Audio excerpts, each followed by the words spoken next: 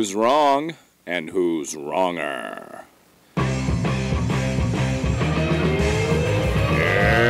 this corner, followed by millions, James the Exploding Unicorn Breakwell. And in that corner, ignored by millions, Steve Rinko Leavers. Howdy, good day, everybody. Steve Leavers adopting an Australian accent. Possibly New Zealand. I can't tell the difference, James. But all the Australians are so popular these days. Perhaps this will give us a bump in our listenership. I feel like this is somehow offensive, and anyone we had watching us in the Southern Hemisphere is now gone. I know our Australian listenership was probably 0, but now it's less than 0. People who weren't going to listen to us anyway are going out and just banning the station. So thank you for that. That's a great way to start out. I said nothing about shrimp or Barbies or going for a walkabout. I left all that for the cliche people. No, I was like, the resemblance between me and the guy who plays Thor was probably striking just for that moment, right? Well, in the sense that you're both vaguely human, then yes, I suppose. Beyond that, the similarities end. Well, welcome to Wrong and Wronger. And you thought for a minute you tuned into the Chris Hemsworth show. But no, this is James and Steve coming to you. And I am Steve. I don't have the hats on this week, James. So I'm Steve Receding Hairline Olivas. And he's James. I'm fuzzy all the way down to my feet Breakwell. But this is the podcast where we argue about things that probably don't make any difference. And yet, hundreds of you ignore this podcast every week in honor of tens of you actually watching. James, what are we going to be arguing about today? Should you rinse your dishes before you put them in the dishwasher? Ooh, yeah. Rinsing dishes. This one is actually a bit contentious in the Olivas household.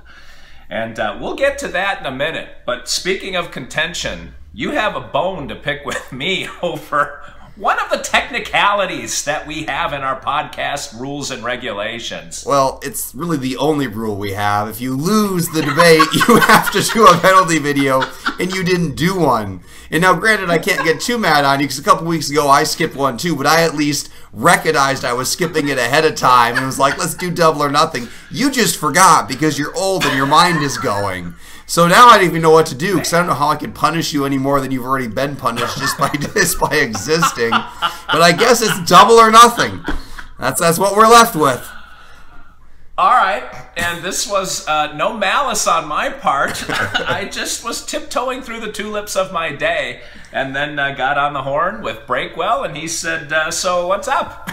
And all of a sudden I knew what he was talking about, and I was mortified, because if there's one thing about me, I follow the rule and the reg that we have. Yes, he never calls me more than 1 second late. When we start recording this, usually at 9 o'clock, he calls at 9 o'clock on the dot. So I'm sure that the greatest punishment of all is just that he forgot a rule, and it's just eating him up inside. And maybe that'll be his punishment. Maybe I just won't let him do any more punishment videos. He has to stew on that forever. But that's for future torture. For now, we'll go ahead and do double or nothing tonight. So if you lose this week, I get to pick the penalty video for you. And if you win, the slate is wiped clean. You know, last time you did that, I had to sing a Justin Bieber song, and I did. I came through. You did. You did. I was nicer in those days. My malice for you wasn't as great. I assure you, you will not get off so easily this time. Wow. You know, absence makes the heart grow fonder. I'm actually arguing against my point. Never mind. Well, speaking of getting into the argument, we do have to pass the olive branch of compliment amongst each other before we hit the debate. And James, you know that I avoid going to the bathroom just so I can get here on time to hear the compliment that you have locked and loaded for me. So what do you got this week? I would like to compliment you for being in touch with your hair loss. There are some men who are in denial, who can't accept that receding hairline, who try to cover it over with comb-overs or wigs or ridiculous winter hats out of season. But now today, now today you've accepted who you really are. You admit the hair is going away and it's never coming back. So I commend you for your inner peace with your ongoing ugliness. Good for you. Well, You know, the most striking part of that compliment was, I don't think you took the entire week to think that one up. I don't think you rolled through several variations before you landed on that one. It almost feels, and pardon me for saying so, James, it almost feels like you ricocheted into that one off of my intro. And to correct me if I'm wrong, because I'm sure you poured over it. Yeah, I've pretty much already forgot what I just said to you. You're very forgettable. It happens. Well, my compliment to you is slightly more genuine, and that is that your life has gone into hyperdrive. And that is a testimony to the amount of work that you put into your life. And your book is coming out, and you're probably going to go on several press junkets and book tours, and you're going to hit the part where in this middle stages of adulthood, where you're going from about 30 to 45, where you're trying to kill it as fast and hard as you can and drag it back to the cave so you can hit coast when you're in your 50s. But good on you for doing something that not a lot of people nowadays are willing to do, which is just put in the work. You've put in the work, my friend. Yeah, I'm pretty sure what I'm actually going to be killing is myself. I can feel myself dying a little more every day as I put in these hours. But yeah, so far I get the payoff, which is mostly just my family's in bed and I get to sit here talking with you. So this is where my prestigious career has gone. You'll know I've really made it if I ever cut the podcast out of my life. But as long as I have the time in my day for this money-burning enterprise, I can't be too successful. Oh, you're welcome. All right. Well, we always flip the Guam quarter of fate, and Guam does rest on the tail side of this George Washington quarter. And James, you are the one who determines what the two sides will determine. Yes, so heads, I will argue for rinsing your dishes beforehand. Tails, I will argue for not rinsing them beforehand. Ah, all right. Heads is the rinse. It is up. It is down. Man, I'll tell you what. We've got to buy a Powerball ticket. You got heads again. How many weeks in a row have you had heads? You are defying the odds. Well, it's just fitting. 'Cause I'm the brains of this operation. So, of course, I'm going to get heads every time. And it really, I'm glad I got that, because this is how we do things in my house. We rinse off the stuff, the food, the gunk, all of that, before it goes into the dishwasher. Now, you're going to go out there, and you're going to listen to scientists, and you're going to listen to dishwasherologists, and you're going to listen to instruction manuals that tell you you don't have to rinse it with certain models. Yes. Guess what? Yes. It's not true. You obviously have to scrape off some of it. You're not going to put entire chicken legs on there. And why? You end up you got all this ketchup and gunk. Why are you going to try to solve that chemically? Why are you going to use extra water to wash that off? Why use chemicals to solve your problem when a little scraping to get it scraped clean and just rinsed off with a little bit of water will solve all your problems? You don't need a chemical solution. Just get the gunk off, give them a quick rinse, and put them in there and let the dishwasher do what it does best, which is sanitize with those high temperatures. That's where the dishwasher really shines. It shines. That's where it's at. And you can go up to people who've been washing dishes all their lives, and this is really not a matter of what the instruction manual says. This is a matter of what feels right. If I tried to convince my wife that we could stop rinsing the dishes before we put them in the dishwasher, she would divorce me. And there is no instruction manual on the earth that will overrule her on that. And I guess I got to say here, I'm going to play the wife card. If she says we rinse before we put them in the dishwasher, we rinse before we put them in the dishwasher, even if we have the most state-of-the-art dishwasher in the world. And I know for a fact, Steve Olivas, you do not have more authority than my wife. James, this makes me nuts, people like you, for many, many reasons. The list is long and distinguished. Yes. But just this evening, we're going to focus it on dishes. Because when you, why do you want to wash the dish twice? If you just spritz a little soap on it while you're rinsing it, you can dry it off, put it right back in the cupboard. Why do you want to stick it in the dishwasher? Rinsing it takes time. It burns water. You are the one who was yelling at me about conserving water a few weeks ago. So take a page out of your own playbook and stick it in the dishwasher. Especially because you got 27 kids, you probably run that sucker after supper every night. So the food stuff is still kind of wet, moist on there, and it'll come flying right off when the jet's headed in the dishwasher. You don't have an encrusted chicken leg hanging on it when you stick it in, despite everything you'll say.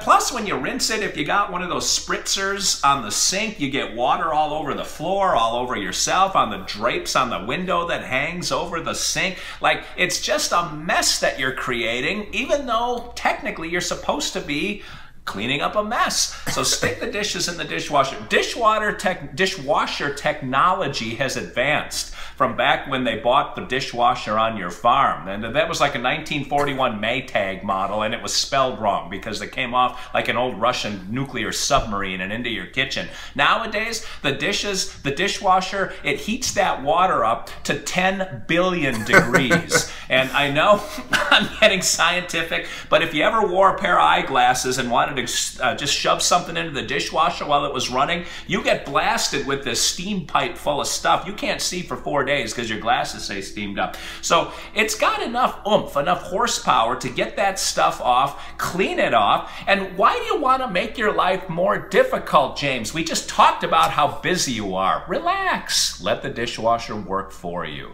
I think it really comes down to how often you run the dishwasher. And for wasteful people like you who run the dishwasher every day for 3 people, okay, yeah, don't rinse the dishes because you're already wasting gallons and gallons of water. My family, 6 people and a pig and a dog. Now, the pig doesn't get her plates washed, granted. But we run that dishwasher 1 time a week. Once. It's incredible. I will be okay with running it more often. That's not how things work. And if you're going to run it after several days, you can't let the food sit there and get crusted on because that ketchup is going to be rock hard. Those food juices are going to be rock hard. And even the most intense dishwasher in the world is not going to get it all off. What you're falling for here is dishwasher commercials. You're falling for the advertising. They're trying to sell you an easier way of life that doesn't exist. You've got to get that gunk off right away. And if we're going to run our dishwashers several days later, we've got to rinse them so they're sitting there and ready to go. And then we save the water overall. Because let me tell you, my wife loads that thing like she's playing Tetris. It boggles my mind that she can fit every dish, cup, spoon, and plate we own in a single load of a 15-year-old dishwasher. And it comes out sparkling. And there are different types of clean. When we're going through and we're getting the gunk off and rinsing it, we're just doing a quick clean with a little bit of water. We're not using soap. We're not sanitizing it. We're just knocking the crud down. It's kind of like when you clean your house. There's cleaning and then there's cleaning.